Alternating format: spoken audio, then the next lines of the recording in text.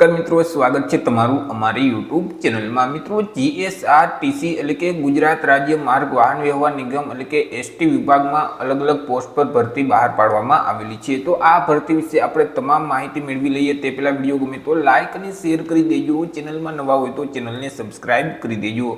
તો ચાલો મિત્રો વિડીયોની શરૂઆત કરીએ। તો મિત્રો આજે ભરતી છે તે જીએસઆરટીસી એટલે કે ગુજરાત રાજ્ય માર્ગ વાહન વ્યવહાર નિગમની જે રાજકોટ ખાતે વિભાગીય કચેરી આવેલી છે તેના તરફથી જાહેર કરવામાં આવેલી છે। અને મિત્રો આ જે ભરતી છે તે એપ્રેન્ટિસની ભરતી છે, એટલે એક પ્રકારે હંગામી ધોરણે ભરતી જાહેર કરવામાં આવેલી છે।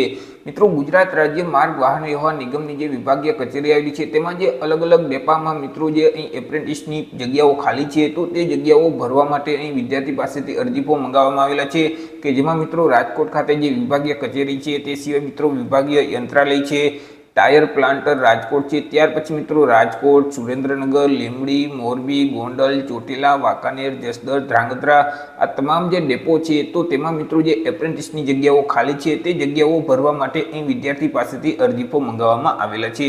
ચર્ચા કરી લઈએ આપણે ટ્રેડ વિશે કે ક્યાં ક્યાં ટ્રેડ રહેશે। તો અહીં ડીઝલ મિકેનિક છે, ત્યાર પછી મોટર મિકેનિક છે, ત્યાર પછી ઓટો ઇલેક્ટ્રિકલ છે, વેલ્ડર છે કે જેમાં ગેસ અને ઇલેક્ટ્રિક બંને આવી જશે, ત્યાર પછી મિત્રો ફિટર છે। તો આ જે તમામ પોસ્ટ છે તો તે વિદ્યાર્થીઓએ જે તે ટ્રેડ આઈટીઆઈમાંથી પાસ કરેલું હોવું જોઈએ અને ધોરણ 10ની પરીક્ષા પાસ કરેલું હોવી જોઈએ।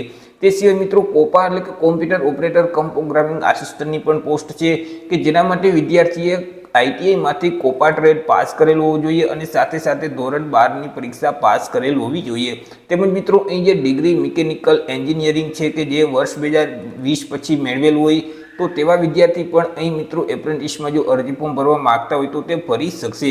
અહીં મિત્રો એપ્રેન્ટિસમાં અરજી ફોર્મ ભરવાની જે તારીખ છે તે 18/12/2023 થી લઈને 10 જાન્યુઆરી 2024 સુધી રહેશે। અહીં મિત્રો 10 જાન્યુઆરી 2024 સુધીમાં રાજકોટ વિભાગીય કચેરીની જે મહેકમ શાખા આવેલી છે ત્યાંથી તમારે અરજીપત્રક લઈ લેવાનું રહેશે અને મિત્રો અરજીપત્રક લઈ અને તમારે તે જ કચેરીમાં અરજીપત્રક જમા કરાવવાનું રહેશે। અરજીપત્રક જમા કરાવવાની જે છેલ્લી તારીખ છે તે 11 જાન્યુઆરી 2024 રહેશે।